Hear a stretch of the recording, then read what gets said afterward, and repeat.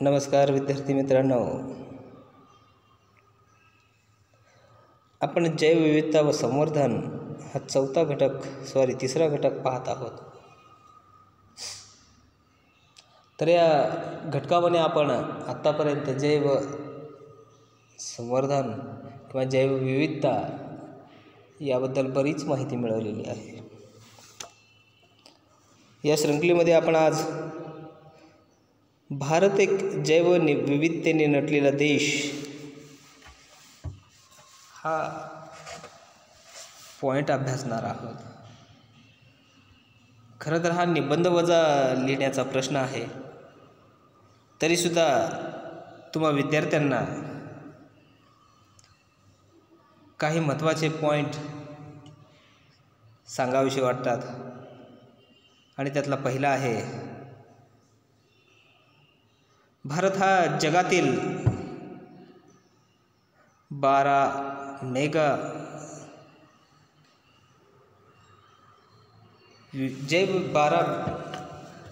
वेगवेगळ्या जैवविविधता असणाऱ्या देशापैकी एक आहे.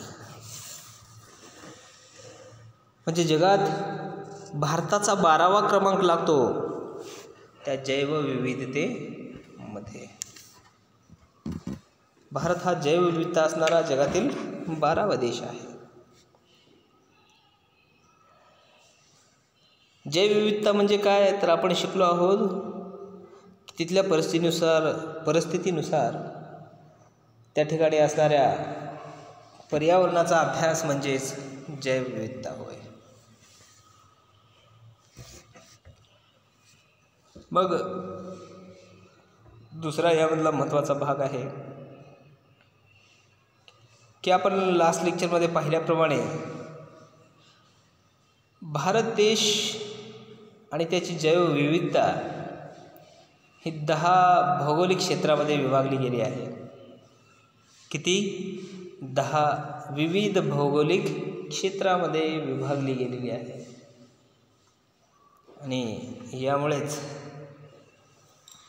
भारत हा जैवविविधता असणारा एक सुंदर देश आहे.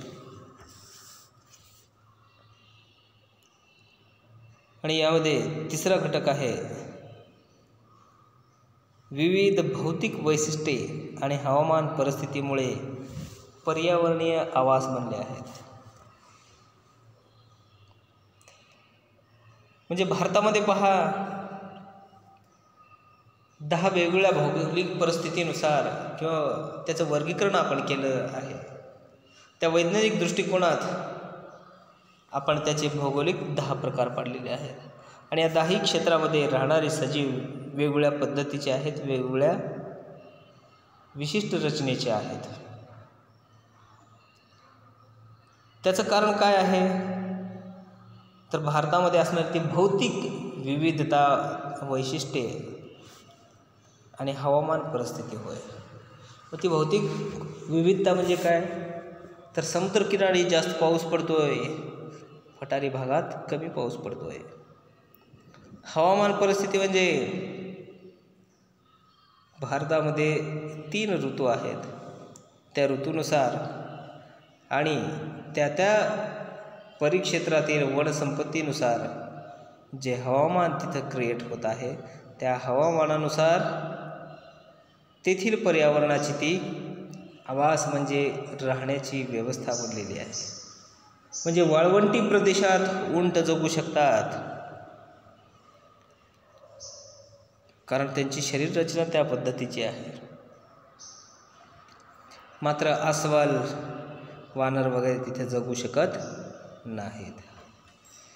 म्हणून हा विविधता असणारा देश आहे.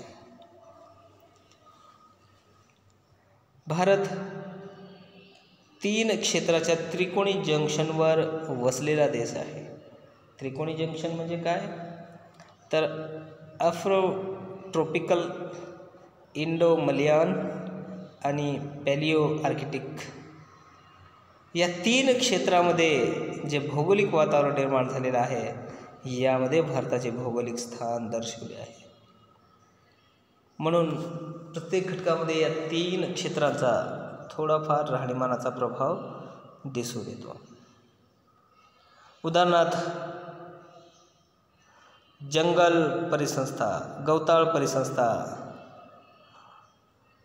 पठारी संस्था, आर्द्रभूमी म्हणजेच ओलावा असणारी भूमी, किनारपट्टी आणि सागरी पर्यावरण, वाळवंट परिसंस्था यासारखे विविध परिसंस्था या भारत देशामध्ये दिसून येतात. बघा, भारतात जंगल आहेत, गवताळ प्रदेशसुद्धा आहेत, दलदलीचा भागसुद्धा आहे, किनारपट्टी आहे, त्या सागर पर्यावरणात राहणारे जीव सजीव आहेत, वाळवंटी परिसंस्थेमध्ये राहणारे सजीव आहेत. या पद्धतीनं भारतामध्ये हा जैवविविधता दिसून येतो. आणि यामध्येच पुढे असं सांगता येईल की देश लागवड केलेल्या वनस्पती, पाळीव प्राणी यांच्या उत्पत्तीचा 12 प्राथमिक केंद्रापैकी एक आहे. जी प्राथमिक केंद्र आपण म्हणतो किंवा आपण मगाशीच पाहिल्याप्रमाणे जगात जो 12वा क्रमांक लागतो, कशामुळे लागतो तर इथं असणाऱ्या वनस्पती आणि प्राण्यांमध्ये असणारी ती विविधता,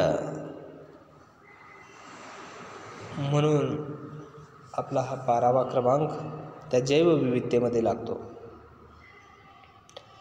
मग यामध्ये महत्त्वाचं काय मिळतं आपणाला तर धान्य, बाजरी, फळे, मसाले, भाज्या, डाळी, फायबर, पिके, तेलबिया, तसेच पाळीव प्राण्यांच्या 114 जाती यामध्ये वेगवेगळ्या पद्धतीचे दिसून येतात.